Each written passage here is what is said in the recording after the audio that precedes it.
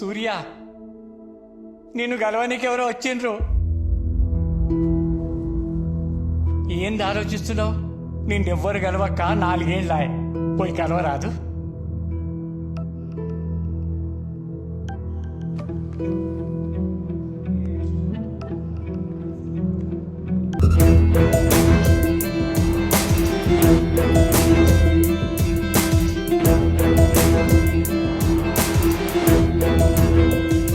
Hi, I'm Aadya, advocate.